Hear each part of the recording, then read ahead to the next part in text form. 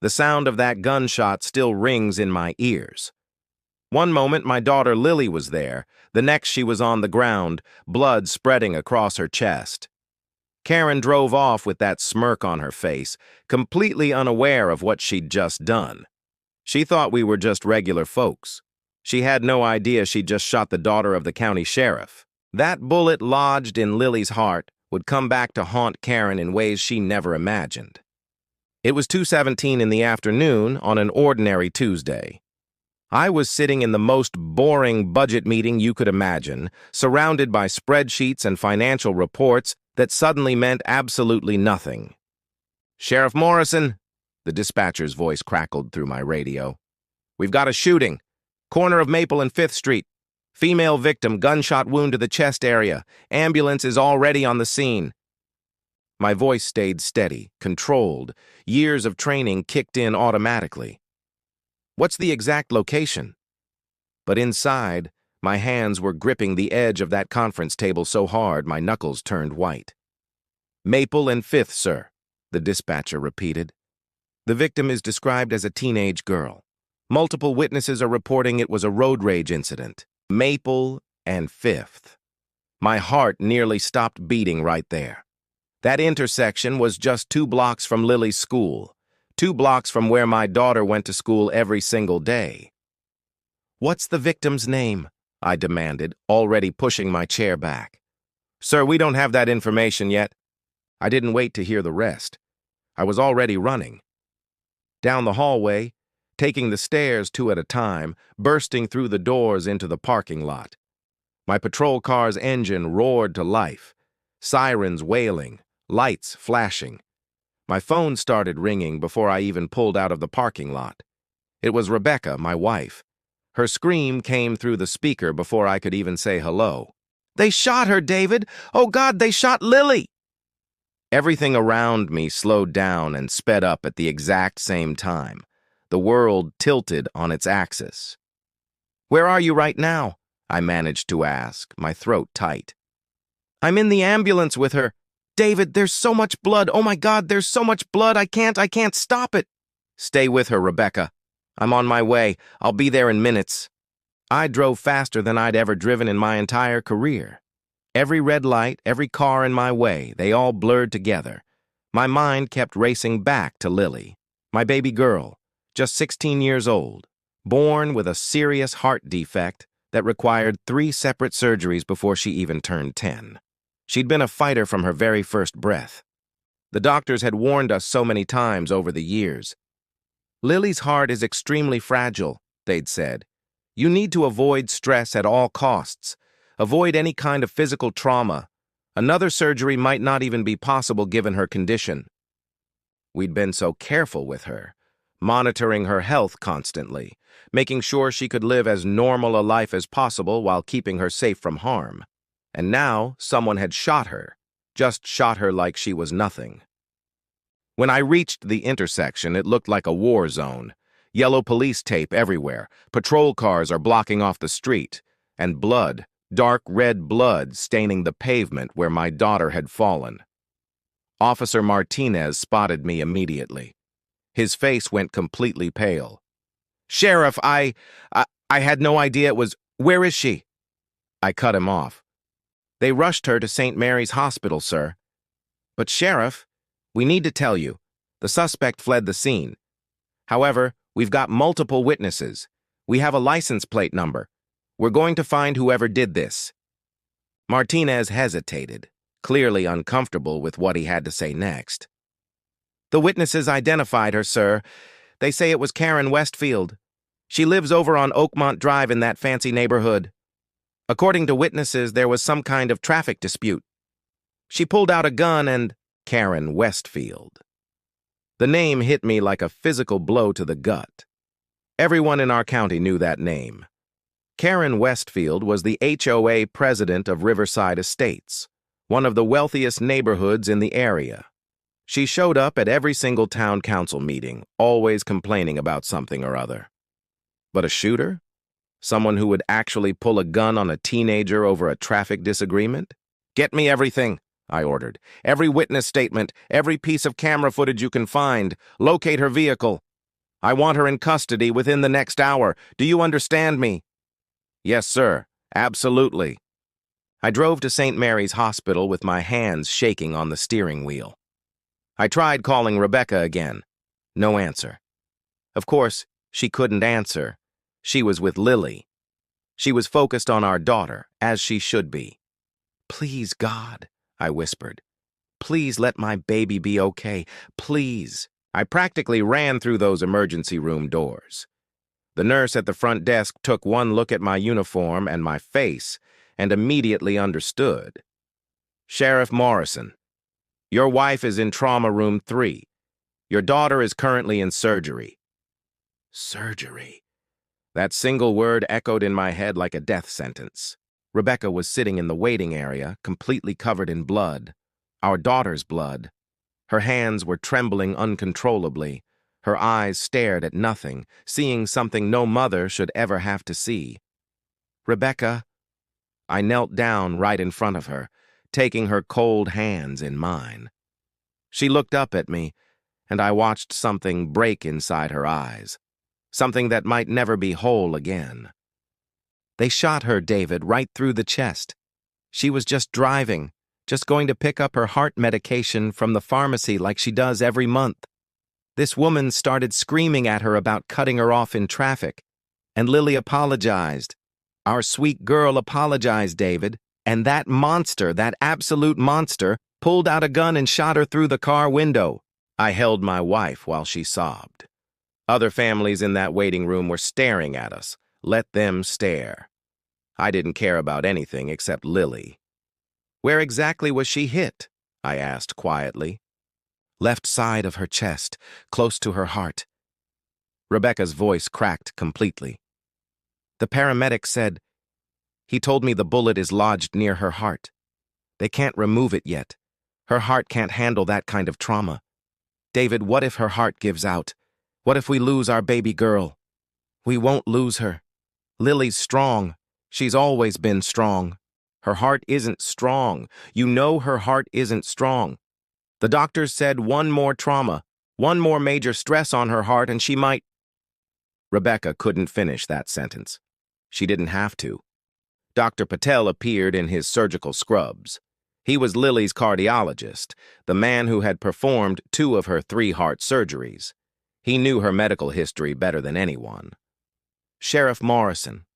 Mrs. Morrison. His face was grave, the kind of expression doctors wear when they have to deliver the worst possible news. Lily is stable for the moment, but I need to be completely honest with you. Her condition is extremely critical. What about the bullet? I asked. It's lodged approximately 2 centimeters from her heart. We cannot operate to remove it. Her heart is far too weak. The surgery itself would kill her. Dr. Patel looked at us with the saddest eyes I'd ever seen on him. We're keeping her in a medically induced coma right now. We're giving her body time to stabilize. But I need you both to understand the reality of the situation. That bullet could shift at any moment. It could pierce her heart, or the trauma from the shooting itself could cause her heart to simply fail. The next 48 hours are absolutely critical. Rebecca made a sound like a wounded animal, a sound no human being should ever have to make. Can we see her? I asked. Can we at least sit with her? We're moving her to the ICU right now. But Sheriff Morrison? Dr. Patel lowered his voice. I've been Lily's doctor for 10 years. I've seen her through every crisis. I've never seen her heart this stressed. Even with the medically induced coma, her heart rate is dangerously elevated. We're doing absolutely everything we can, but you need to prepare yourselves for the possibility that... Prepare ourselves. That's what doctors say when they mean your child might die. Find the person who did this, Rebecca whispered to me. Find her and make her pay for what she's done. I kissed my wife's forehead. I will. I promise you I will. I called my deputy, James Chin. He was the best investigator in the entire department. Also, a father himself. He understood what this meant. James, I need you to personally lead this investigation. I need your best work. I'm already on it, boss. We've located the suspect's vehicle on multiple traffic cameras. Black Mercedes, license plate matches Karen Westfield's registration. We're tracking her movements right now. What about witnesses? We have 4 solid witnesses, and they all tell the exact same story. Karen Westfield started screaming at a teenage girl in a silver Honda. The girl apologized to her. Karen pulled out a gun and fired directly through the driver's side window. Then she just drove off like nothing happened. The rage building inside me was like nothing I'd ever felt before. She shot a teenager who apologized to her. That's what you're telling me? That's exactly what I'm telling you, boss. But there's more. We pulled Karen Westfield's complete record. She has 3 formal complaints of aggressive driving on file.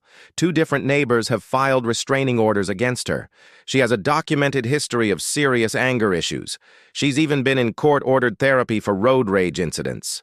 And she still has a gun license? I could barely believe what I was hearing.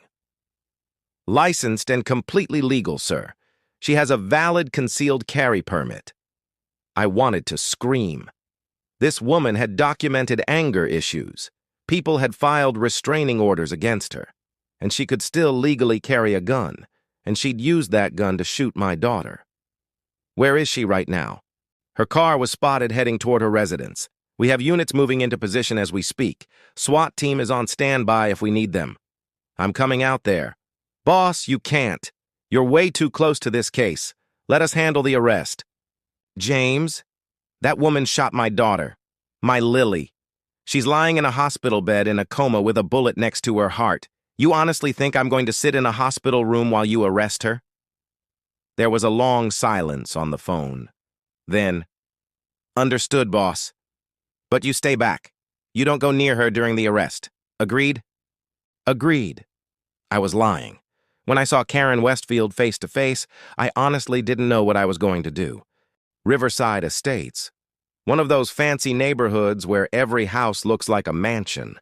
Perfect lawns, perfect gardens. The kind of place where people care more about their property values than they care about actual people. Karen Westfield's house was the biggest one on the entire block. 3 stories tall, white columns in the front, even a fountain in the front yard. Patrol cars had completely surrounded the property. Officers are positioned at every exit. James stood by his vehicle with his phone pressed to his ear. When he saw me arriving, he ended the call immediately. She's inside. Neighbors reported seeing her pull into the garage about 20 minutes ago. She knows we're here. She's been peeking through the curtains. Has she said anything to us? Her lawyer is already on the way. Karen called him before we even arrived at her house. Of course she did. People like Karen Westfield always have expensive lawyers on speed dial. I want to talk to her. David, no. You're the victim's father. You absolutely cannot. I'm also the county sheriff. I can do a wellness check on a suspect. James looked at me hard. Don't do something you're going to regret later. I walked toward that massive front door. Officers stepped aside as I passed. They all knew who I was. They all knew what had happened to Lily. Some looked at me with pity, others with understanding. I knocked firmly on the door. Karen Westfield, this is Sheriff Morrison. Open this door right now. Nothing. Silence. I knocked again, harder this time.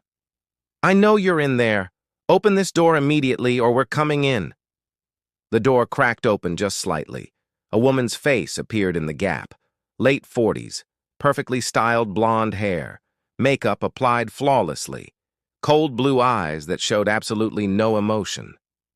I have nothing to say without my lawyer present, Karen said coldly. You shot a teenage girl today. I exercised my legal right to self-defense. That girl tried to run me off the road. I felt threatened. I felt rage explode in my chest like a bomb going off. Self-defense? You shot an unarmed teenager through her car window. I felt threatened by her driving. She was being aggressive on the road. She's 16 years old. She has a serious heart condition. I stopped myself. Don't give her information. Don't give her ammunition she can use in court. Karen's eyes narrowed slightly. I don't care if she has a heart condition or not. She shouldn't be on the road if she can't drive properly. This whole situation is her fault, not mine. I stepped closer to the door. It was still barely open, but I could see her clearly now. No fear whatsoever. No remorse. No regret. Just cold, hard defiance. "That girl you shot is my daughter." Karen's face changed for just a split second. A tiny flicker of something, fear, maybe, or the realization of what she'd actually done. But then it hardened right back up again. "Then you should have taught her better driving skills, Sheriff. Now, if you'll excuse me, my lawyer will be here very soon. I have nothing more to say to you." She tried to close the door in my face. I stopped it with my hand.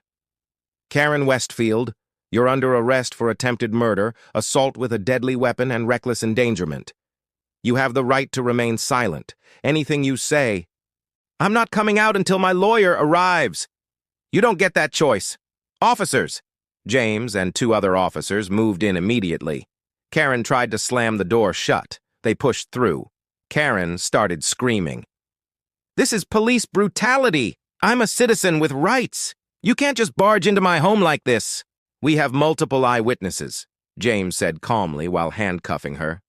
"We have your vehicle captured on camera. You fired a weapon in public, fled the scene, and endangered multiple lives. You're coming with us right now."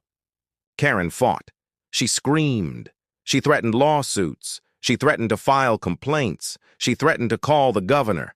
I watched them load her into the back of the patrol car. She looked at me through that window. Still no apology, still no remorse, just pure rage that she'd been caught. I returned to the hospital. Rebecca was sitting right beside Lily's bed in the ICU. Our daughter looked so incredibly small. Tubes and wires were connected everywhere. Machines are beeping constantly. The ventilator was breathing for her because she couldn't breathe on her own. "They caught her," I said softly. Rebecca didn't look away from Lily's face. "Good. Is she suffering?" "She's in a jail cell right now." "That's not enough. Not nearly enough." Rebecca's voice was completely flat. Empty. "She shot our baby and then just drove away. She didn't call for help. Didn't check if Lily was even alive.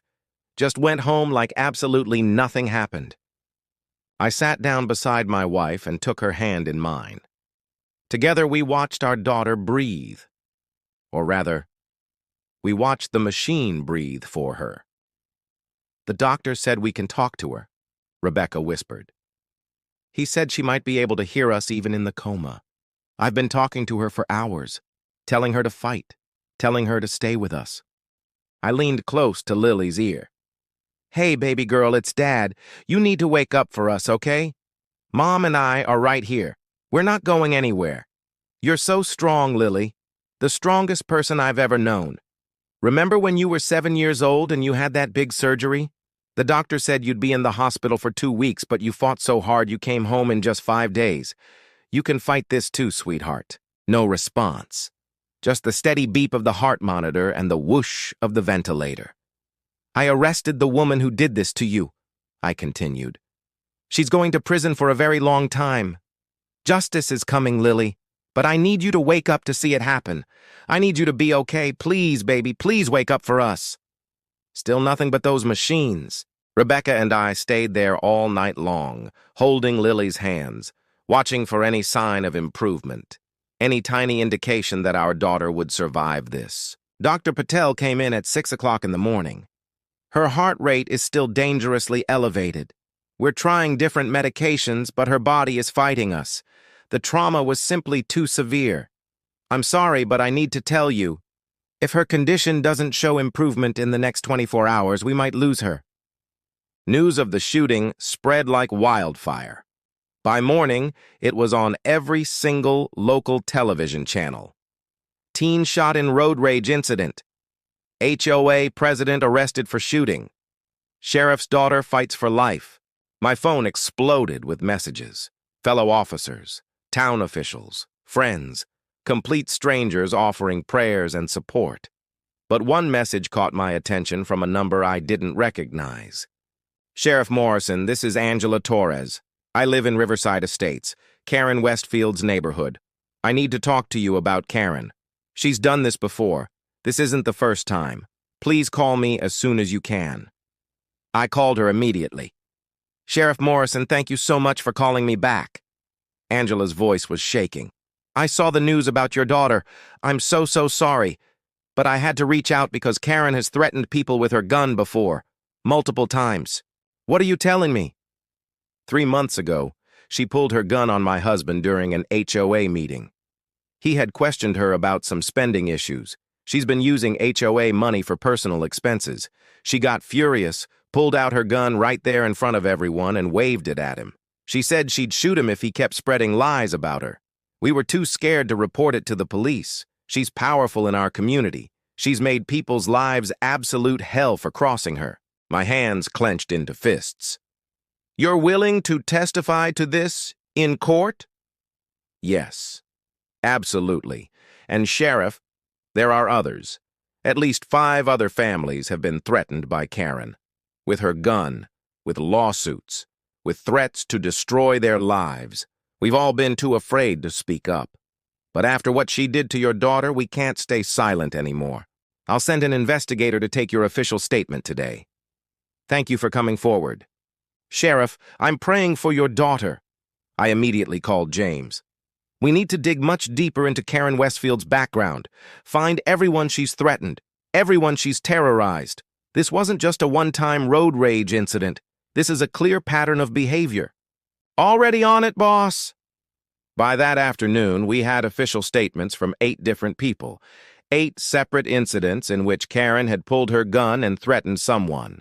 During HOA meetings, during neighborhood disputes, during traffic incidents, Karen Westfield was a ticking time bomb, and she'd finally exploded by shooting my daughter.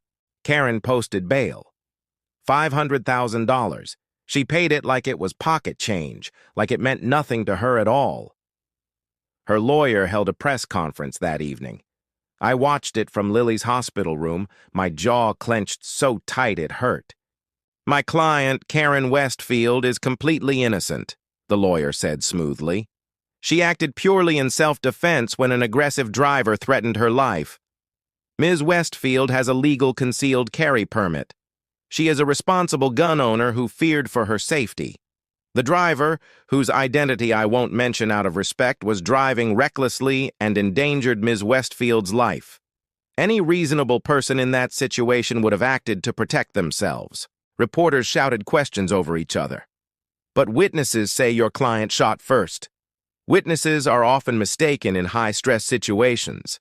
My client will be fully vindicated when this case goes to trial. The victim is a teenage girl with a serious heart condition. My client had absolutely no way of knowing the driver's age or medical condition at the time. She responded to what she perceived as a threat. That is her legal right under our self-defense laws." Rebecca threw the TV remote at the screen. It bounced off and clattered to the floor. "That liar! Lily apologized. She didn't threaten anyone."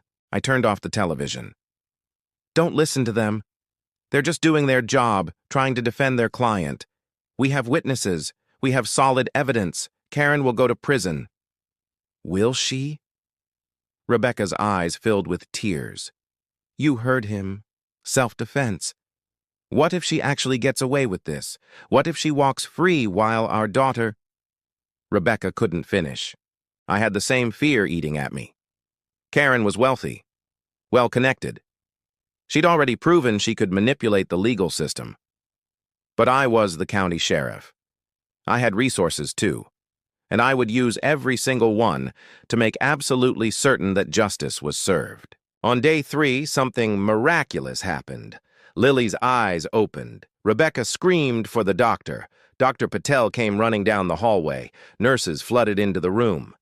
"Lily, can you hear me?" Dr. Patel asked gently. Our daughter's eyes moved slowly. They focused on the doctor, then on Rebecca, then on me. She tried to speak, but the ventilator tube prevented it. "Don't try to talk just yet," Dr. Patel said gently. "You're in the hospital. You were shot. But you're going to be okay. We're going to remove this breathing tube now. It's going to be uncomfortable, but I need you to stay as calm as possible. Can you do that for me?" Lily nodded slightly. They removed the tube. Lily coughed hard, gasped for air. "Mom!" Her voice was barely a whisper, but it was the most beautiful sound I'd ever heard. Rebecca sobbed, holding Lily's hand tightly. "I'm here, baby. I'm right here."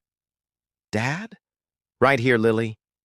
I moved to the other side of the bed, taking her other hand. "What happened?" "I remember a woman screaming, then so much pain. You were shot," I said as gently as I could. "But you're safe now. The person who hurt you is in jail." "I apologized to her," Lily whispered, tears filling her eyes.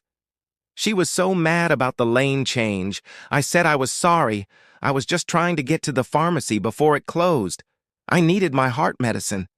I didn't mean to make her so angry." Rebecca kissed Lily's forehead. "It's not your fault, sweetheart. None of this is your fault."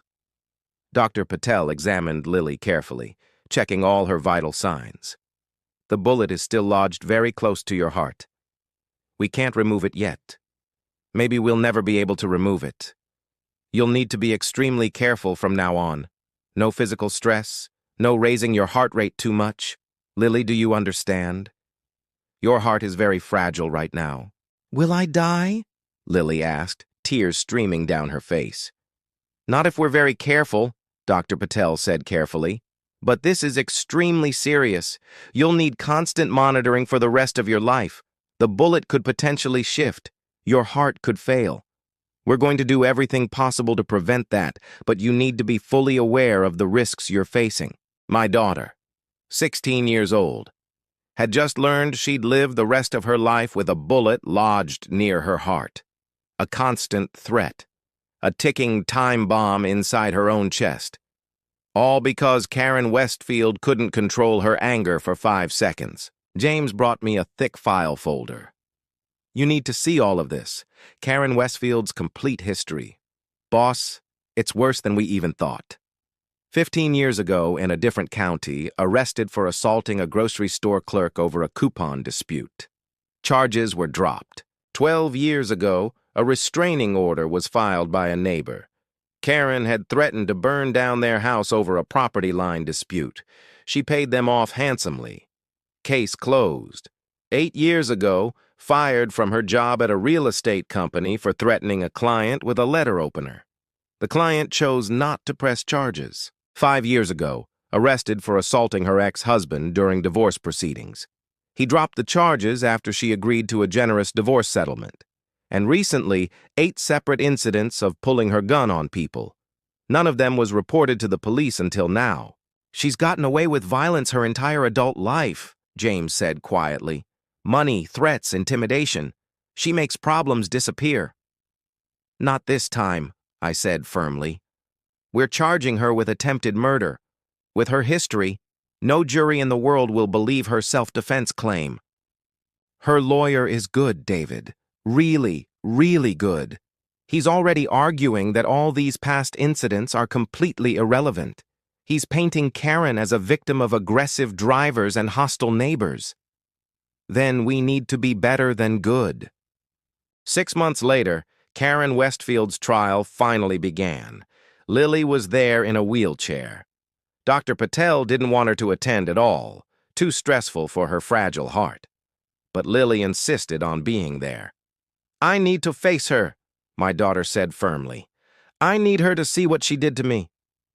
The courtroom was absolutely packed. Media everywhere, supporters, protesters outside with signs reading "Justice for Lily" and "Lock her up."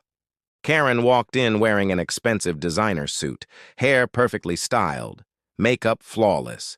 She looked like a successful businesswoman heading to a corporate meeting, not someone on trial for attempted murder.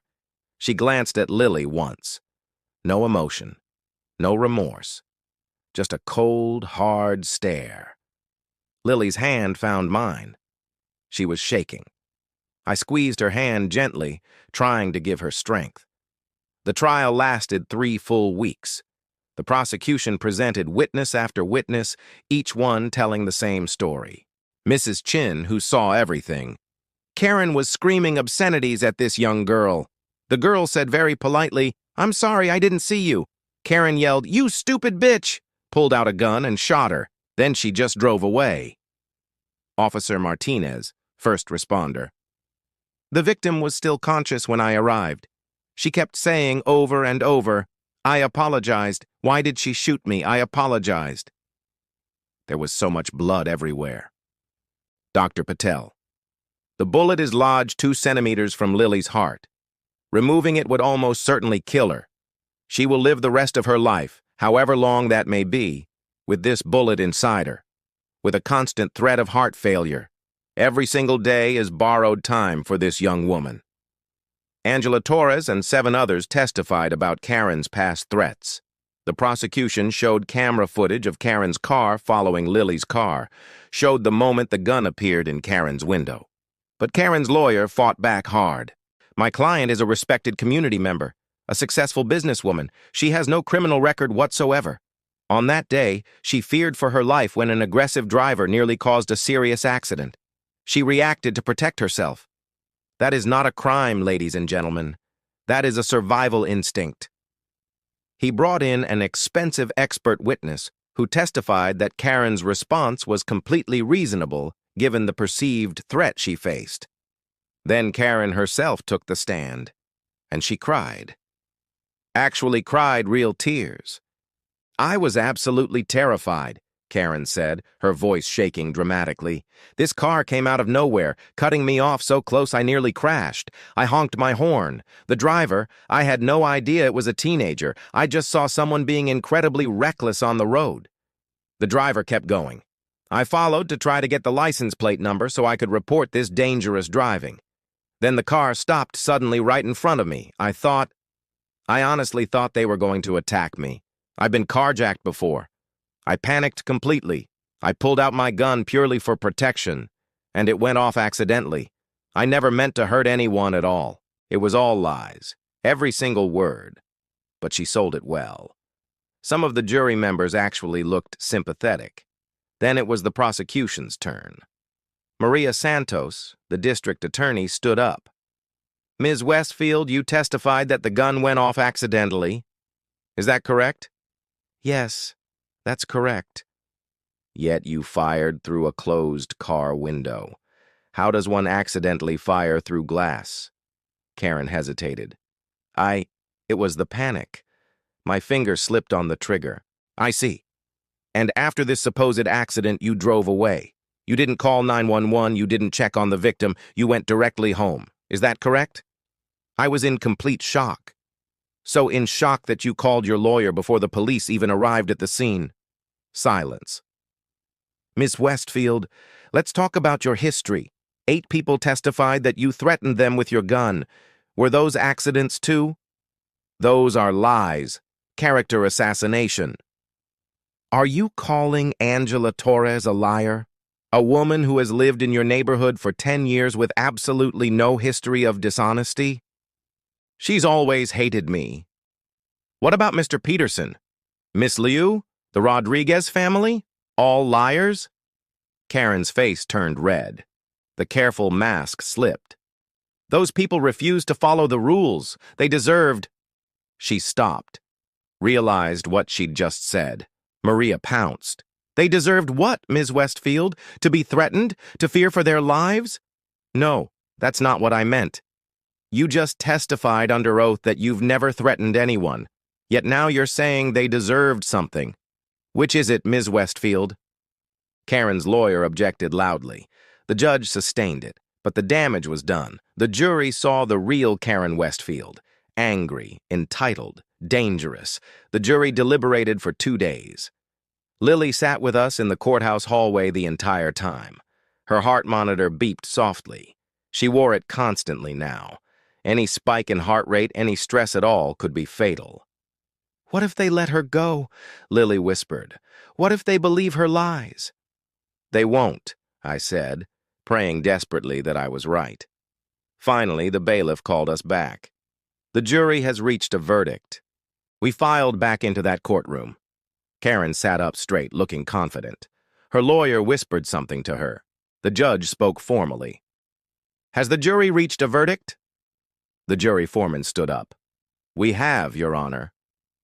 "On the charge of attempted murder, how do you find the defendant?" "Guilty." Rebecca gasped beside me. I squeezed Lily's hand tight. On the charge of assault with a deadly weapon? Guilty. On the charge of reckless endangerment? Guilty. Karen's face went completely white. Her lawyer put his hand on her arm to steady her. She shook it off violently. The judge set sentencing for 2 weeks later. Outside the courthouse, reporters swarmed around us. I gave a brief statement. Justice was served here today. Karen Westfield will face serious consequences for her violent actions. But this isn't about revenge. It's about accountability. It's about protecting our community from dangerous people. Most importantly, it's about my daughter Lily, who will carry both physical and emotional scars from this attack for the rest of her life. We hope this verdict brings some measure of peace to our family and to the other victims of Karen Westfield's violence, Lily added softly. I forgive her, but I hope she learns that anger destroys everything it touches. I hope she finds some kind of peace in prison, because living with that much hate inside you must be so terribly lonely. My daughter, shot and traumatized, with a bullet forever lodged near her heart. And still she found compassion. Karen Westfield could learn something valuable from her. The sentencing hearing was incredibly emotional. Lily testified about her life now, the constant medical monitoring, the fear that any stress could kill her, the nightmares, the panic attacks whenever she hears loud noises. I can't play sports anymore, Lily said, tears streaming down her face. I wanted to play soccer in college. Now I can't even run. I can't even walk upstairs without my heart rate spiking to dangerous levels. I live in constant fear every single day. That bullet is still inside me. It could move at any moment. It could kill me. And I have to live with that reality forever, all because Mrs. Westfield couldn't control her anger for 5 seconds. Angela Torres and the other victims testified about years of living in fear under Karen's threats, about how she terrorized an entire neighborhood, about how no one felt safe around her. The judge listened to everything carefully. Then he looked directly at Karen and spoke. Miss Westfield, I've reviewed your history extremely thoroughly. This is not an isolated incident by any means. This is a clear pattern of violence, intimidation, and complete disregard for other human beings. You terrorized your community for years. You threatened innocent people repeatedly. And when a 16-year-old girl with a serious heart condition accidentally cut you off in traffic and immediately apologized, you shot her. You nearly killed her. And you showed absolutely no remorse whatsoever. Karen's lawyer tried to interrupt, but the judge held up his hand firmly. The victim impact statements I've heard are absolutely devastating. Lily Morrison will live with your bullet inside her body for the rest of her life, however long or short that life may be. Every single day is uncertain for her. And you, Ms. Westfield, you simply went home and called your lawyer. The judge looked at Karen with pure disgust. On the charge of attempted murder, I sentence you to 25 years in state prison. On the charge of assault with a deadly weapon, 15 years to run consecutively. On the charge of reckless endangerment, 5 years also consecutive.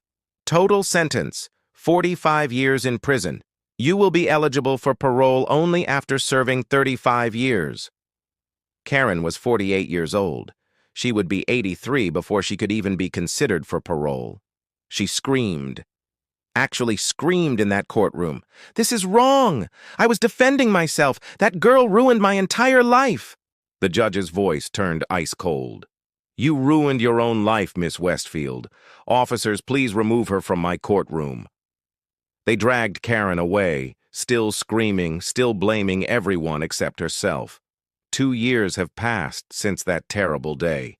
Lily is 18 now. She graduated from high school with the highest honors, despite everything she went through.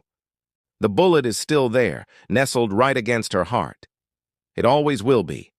She can't play soccer like she dreamed about, can't run, can't even climb stairs quickly. She has to be constantly careful about stress and excitement. She wears that heart monitor 24 hours a day, 7 days a week.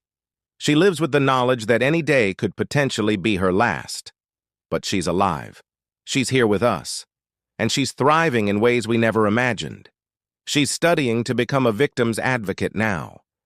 She wants to help people who've suffered from violence, just like she did. She gives speeches about gun safety and anger management at schools and community centers. Something good has to come from this, Lily always says. If I can help just one person, if I can prevent just one shooting, then maybe this bullet inside me has a purpose. Karen is in prison, where she belongs. She's filed 3 separate appeals. All 3 were denied. She'll die behind those bars. The neighborhood of Riverside Estates has completely changed. There's new HOA leadership now. Kindness instead of fear. People actually look out for each other these days. Rebecca and I take absolutely nothing for granted anymore. Every single day with Lily is precious. Every smile, every laugh, every moment. We treasure them all. Because we came so terrifyingly close to burying our daughter. We almost lost her forever. Tonight, Lily is in her room working on college applications. I stand in the doorway just watching her, grateful for every breath she takes. She looks up from her laptop and smiles at me. What? Nothing. I just love you so much. I love you too, Dad. That's all that truly matters in the end. Family. Second chances. The gift of another day together. Karen Westfield tried to take that away from us. She tried to destroy our family. But she failed. Lily is here. She's alive. She's thriving. She's making the world a better place despite carrying a bullet near her heart every single day. And that, I've come to realize, is the greatest victory of all. Not the guilty verdict in that courtroom. Not the 45-year prison sentence, but this, my daughter, fully alive and full of purpose, refusing to let hate win. Karen Westfield sits alone in a prison cell, but Lily Morrison is free, living her life with courage and compassion, touching hearts and changing lives. In the end, love won, and that's what really matters.